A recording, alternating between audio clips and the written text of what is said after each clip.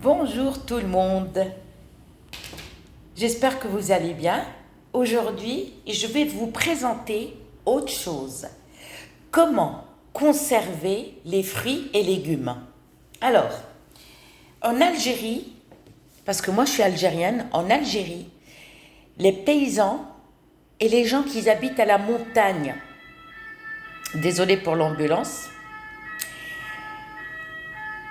les montagnards, je suis désolée, l'ambulance elle m'a cassé les oreilles. Les montagnards algériens, ceux qui habitent, qui n'ont pas d'eau ni d'électricité, ils habitent vraiment en haut. C'est impossible, il faut vraiment des années de construction pour avoir de l'eau et de l'électricité. Mais ils descendent en bas malgré tout, ils vont chercher l'eau, mais ils vivent comme ça. J'ai regardé un reportage une fois, ils disent qu'ils sont heureux, ils n'ont pas besoin d'électricité et puis voilà, ils se débrouillent autrement. Et ça, c'est en Algérie. Les autres pays, je ne sais pas s'ils le font. Comment ils conservent leurs fruits et légumes? Eh oui, c'est une technique. Tac. Qu'est-ce qu'il faut? Il faut de la terre. Oui. Si tu n'as pas de la terre seule, il te faut de la terre mélangée avec du sable. Parce que, comme dans le sud ici, il y a des endroits où la terre est mélangée avec du sable. C'est de la terre sablée. C'est de la terre, mais elle est sablée, elle est mélangée. Mais la terre sablée, on la trouve plutôt vers là où il y a la mer, quoi. Si tu habites par exemple à Bordeaux, La Rochelle, tout ça, la Bretagne, tu peux aller dans un endroit où la terre, elle est sablée. Mais franchement, croyez-moi, vous n'aurez plus besoin de conserver vos fruits et légumes dans ces trucs, excusez-moi, dans les bocaux comme ça, ou les mettre au congélateur, ou non. Non. On va prendre un seau en plastique, d'accord, ou une grande bassine. Si vous avez par exemple beaucoup de bassines ou beaucoup de seaux, vous savez, les seaux de peinture, les grands seaux blancs là de peinture, ça, si vous pouvez les laver bien, les récupérer, lavez-les bien parce qu'ils sont vraiment larges. On va mettre la terre ou de la terre sablée, hein, si tu n'as pas la terre sablée, tu prends que de la terre. Par contre, la terre, il faut la tamiser.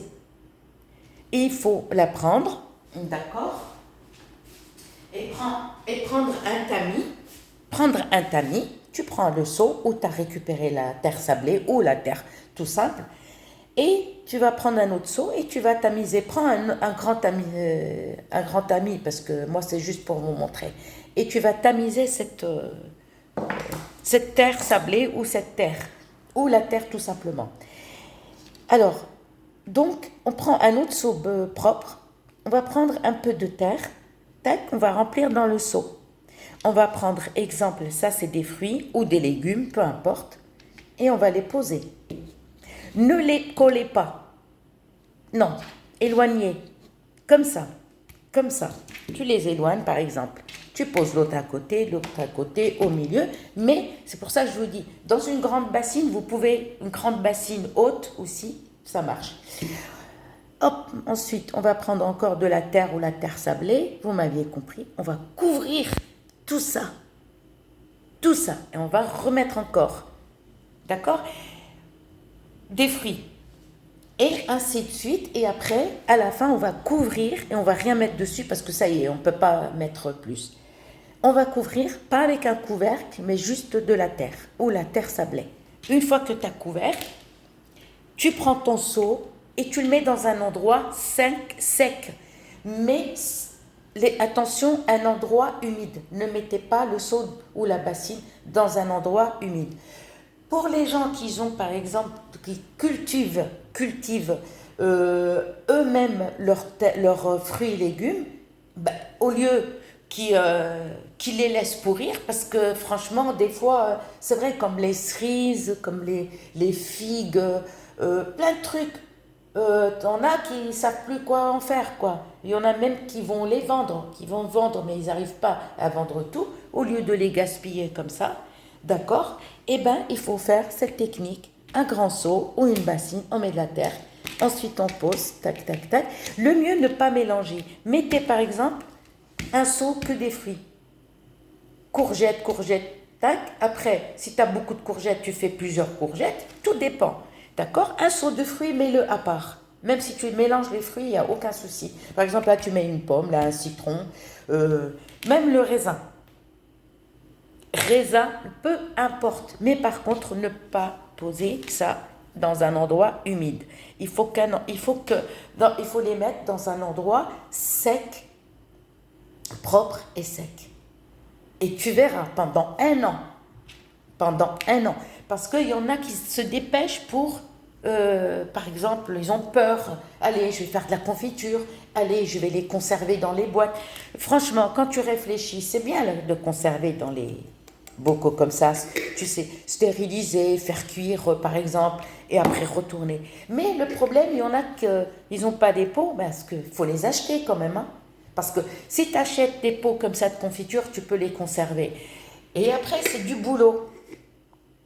Si tu veux, si tu aimes la confiture, moi j'adore la confiture d'orange et j'adore la confiture de citron. C'est ce que je fais à un ami qui a des citronniers. Il a 2 citronniers, hein, pas des 2 citronniers, mais un truc de fou. Hein. On fait de la confiture que des petits pots comme ça. Voilà, des petits pots comme ça de confiture. Et voilà. Mais par contre, faites un essai. Mais laissez-moi un commentaire pour me dire, pendant un an, tu vas manger tes fruits et tes légumes. Mais il faut juste de la terre sablée, ou si tu n'as pas la terre sablée, c'est de la terre mélangée avec du sable. On en trouve ici dans le sud. Et si tu n'as pas cette terre sablée, tu prends juste de la terre normale que tu vas filtrer. Voilà, filtrer, tamiser. Voilà, on pas filtrer, parce que filtrer, quand on dit... c'est avec de l'eau. Mais là, on va tamiser pour enlever toute la saleté et puis tout. Le tamis, tu le laisses juste pour ça. Et tu verras, pendant un an, tu vas manger tes fruits et légumes. Et même les courgettes. Quand tu vas prendre à chaque fois un légume ou 2 ou 3 ou 4, et tu vas voir la différence. Donc, mais de préférence, si tu as le bio, c'est encore bien. C'est encore mieux, je veux dire. Si tu as, par exemple, tu es chez toi, moi j'ai des amis, j'ai un ami portugais qui habite pas loin, alors lui il fait des tomates, il fait pas mal de trucs, mais un truc de fou, il a une grande villa, et il fait ses propres trucs, les olives, moi